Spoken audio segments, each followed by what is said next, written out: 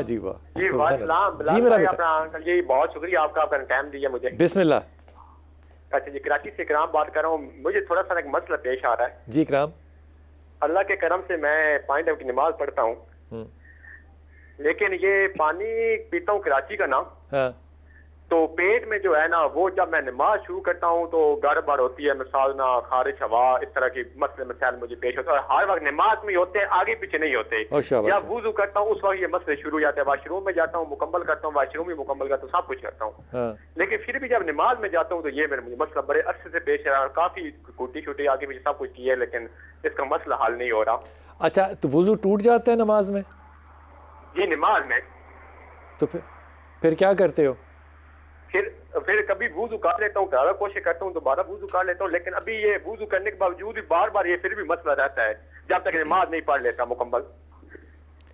اچھا ذرا ساتھ رہنا. طارق بھائی آپ اس پہ کچھ کہنا چاہیں گے؟ ہاں جی میں یہ کہنا چاہوں گا کہ اگر یہ کبھی کبھی کا معاملہ ہے تو پھر تو وضو ناقص ہونے پر ہمیں دوبارہ وضو تازہ کرنا چاہیے. لیکن اگر یہ ایک معمول سے اگلے درجے پہ بیماری کی شکل اختیار کر جائے, تواتر کے ساتھ ہونا شروع ہو جائے تو پھر دین اتنا آسان ہے, اتنا فطرت کے قریب ہے کہ پھر اس کے لیے رخصت کا حکم آ جایا کرتا ہے اور وہ اس رخصت سے فائدہ اٹھا سکتا ہے. اور یہاں میں ایک بات اور کہنا چاہوں گا کہ پھر اس دوران جب یہ کیفیت ہو تو پھر پوری دیانتداری کے ساتھ اس کے اندر کی آواز کو اس کے لیے دین قرار دے دیا گیا ہے. اس کے اندر سے جو آواز آئے اس کے مطابق اسے معاملہ کرنا چاہیے. اگر وہ یہ سمجھتا ہے کہ اس کے لیے سہولت کے ساتھ وضو کرنا اس کے اسباب میسر ہے تو بسم اللہ, اگر نہیں ہے تو پھر اللہ کی طرف سے دی ہوئی اس رخصت کو پورے وقار کے ساتھ اور یقین کے ساتھ قبول کرے, کیونکہ اللہ نے رخصت دی اسی لیے ہے کہ تاکہ اس سے اس کی مخلوق جو ہے وہ استفادہ کر سکے. آپ دیکھیں نا قصر کی نماز پہ ایک صحابی ساتھ ہیں,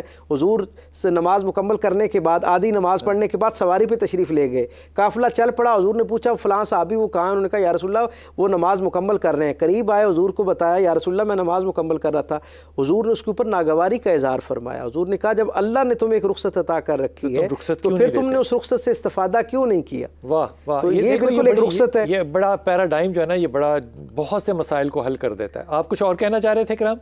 جی جی میں بس یہ پوچھتا ہے ابھی مجھے پریشانی کوئی نہیں ہے. میں اس بڑا اس طرح وضو کرتا ہوں کہ تاکہ میں میرا مسئلہ حل ہو, لیکن یہ بار بار وضو کر کے بھی آتا ہوں جب تک نماز مکمل نہیں کرتا ہوں آگے پیچھے جھکتا ہوں. جھکنے سے جب بھی جھکتا ہوں سجدہ کرتا ہوں تو یہ ہوا خارج یہ نماز کے آغاز پر وضو مکمل کریں. نماز شروع کرنے سے پہلے دھیان کے ساتھ کامل احتیاط کے ساتھ اطمینان کے ساتھ وضو مکمل کر لیں اور جتنے اطمینان سے آپ نے وضو کیا اتنے یقین کے ساتھ ہی پھر آپ نماز اختیار کر لیں. اس کے درمیان کی جو کیفیت ہے وہ ساری اللہ کی طرف سے رخصت ہے آپ کے لیے. اس پہ بہت سے علماء کرام جو ہے نا وہ انٹینسٹی آف دا ڈیزیز پہ بھی بات کرتے ہیں کہ اگر انٹینسٹی لو ہو تو وہ کہتے ہیں کہ اس بات کو آپ درگزر کریں, اگر انٹینسٹی زیادہ ہے تو پھر ٹھیک ہے.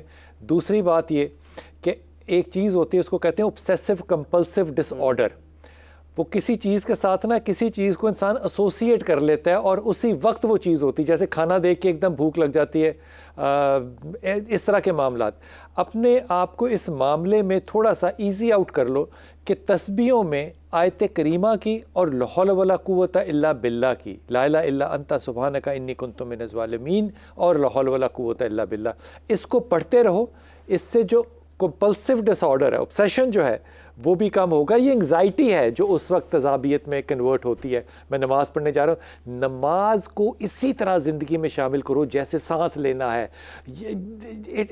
Be a part of it rather than کہ وہ ایک الگ سے آئٹم ہے جس کا کے لیے میں نے ٹائم نکالنا ہے. اللہ سے دعا کرو کہ اللہ تعالیٰ تمہاری نماز میں تمہیں آسانی دے. جی السلام علیکم بیٹا. السلام علیکم سر, میں زینت بات کر رہی ہوں لاہور سے. جی بیٹا. سر میرا نا جاب کا پرابلم ہے, میں گورنمنٹ جاب کر رہی تھی پچھلے 5 سال سے. اچھا. تو سر ابھی تھوڑا ایشو آیا پچھلے سال سے کہ نا ہمیں لاہور سے کسی اور جگہ پہ شفٹ کرنا تھا.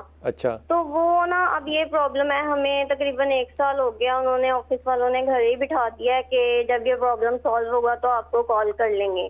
تقریباً 70% پرابلم سالو ہو ہی گیا ہے لیکن وہ پھر بھی کال نہیں آ رہی. میں اس کے لیے سلسلے میں بہت پریشان ہوں کہ دوبارہ میری جاب ہو جائے. آپ ایڈ ہاک پہ ہو یا پرماننٹ ہو یا کانٹریکٹ؟ میں پرماننٹ ہوں, پرماننٹ امپلائی. سیلری مل رہی ہے تمہیں؟ جی مل رہی ہے سر. تو گھر بیٹھے خوشیاں مناؤ, تمہیں پرابلم کیا پھر؟ میں اس وجہ سے پریشان ہوں کہ اللہ تعالیٰ کو میں نے جواب بھی تو دینا ہے کہ میں جاب پہ نہیں جا رہی. نہیں, تم نے اپنی مرضی سے تھوڑی اس کو چھوڑا ہے. نہیں میں نے اپنی مرضی سے نہیں چھوڑا جی. ادارہ کون سا ہے تمہارا؟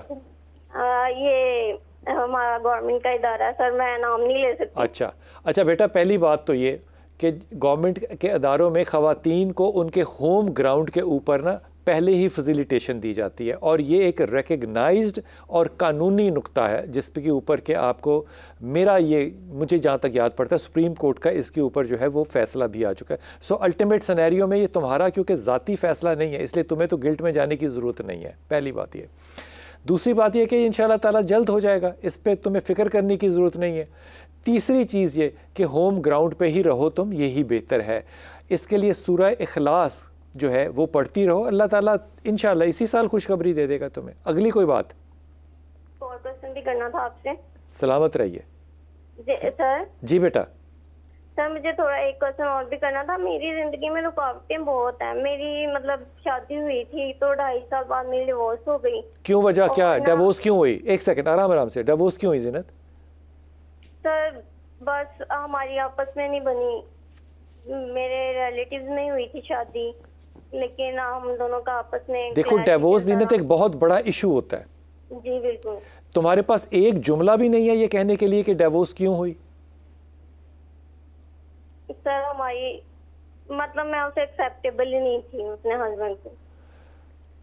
آپ اس کو فزیکلی ایکسیپٹیبل نہیں تھی, میں ٹھیک کہہ رہا ہوں یہ بات؟ جی بالکل. اچھا اللہ تعالیٰ نے اس کو بھی تو حق دیا ہے نا. جی اگر یہ خاتون کا حق ہے تو ایک آدمی کا حق بھی ہے, تو اس میں دل پہ لگانے کی تو نہیں بات ہے. پہلے فیصلہ کر لے تو بہت بہتر ہوتا, لیکن اگر فیصلہ ہے تو اس کو چھوڑ دو. یہ بات اس طرح سے نہ دیکھو, یہ میں بات بڑے ادب سے عاجزی سے کہہ رہا ہوں اور تمام بیٹیوں سے کہہ رہا ہوں. بات کا جو لہجہ ہے نا اس کو ہمیشہ مثبت رکھتے ہیں. میری زندگی میں رکاوٹیں بہت ہیں, نہ چھوڑ دیں, یہ جملہ کہہ کے اپنی زندگی میں بے برکتی نہ پیدا کریں. رکاوٹوں کے ساتھ میں آپ کی اجازت سے یہ کہنا چاہوں گا کہ بیٹا جس طرح آپ کو بہت ساری رکاوٹیں اپنی زندگی میں نظر آ رہی ہیں نا, وہاں بہت ساری آسانیاں اور نعمتیں بھی تو نظر آتی ہیں نا. تو وہ جو اس کا برائٹر پارٹ ہے اس کی طرف ذرا زیادہ توجہ رکھتے ہیں تو پھر یہ سفر آسان ہو جاتا ہے. جس طرح گھر بیٹھے سیلری مل رہی ہے, اللہ کی کتنی بڑی نعمت ہے, اس پہ بھی تم گلٹی ہو. جی لیکن مجھے بس اللہ کا خوف ہے ایک دل میں کہ یہی نہ ہو اس پہ پکڑ. زینت اللہ کا خوف جو ہے نا اس کی جو ایگزیبیشن ہے نا, اس کا جو کیا کہنا چاہیے, اس کا جو اظہار ہے وہ پتہ کس چیز سے ہوتا ہے؟ عاجزی سے. بس اپنے اندر عاجزی پیدا کرو. سرو کے درخت کو کبھی پھل نہیں لگا, آم کا درخت کبھی لمبا نہیں ہوا.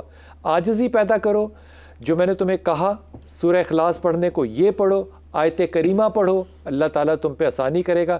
پڑھنے سے پہلے اور آخر میں درود یاد رکھنا اور ضرور پڑھنا. رخسانہ السلام علیکم بیٹا.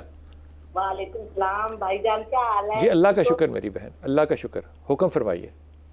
میں نے 2-3 مسئلے اپنے بچوں کے پوچھنے ہیں اور ایک میاں کا اور اپنا. اور شاباش ہے جی, حکم. میں بہت عرصے سے آپ کے وسائل ملا رہی ہوں, شکر ہے آج لگ گئی ہے. بسم اللہ. میرے بیٹے نے 12 ملک جانا ہے,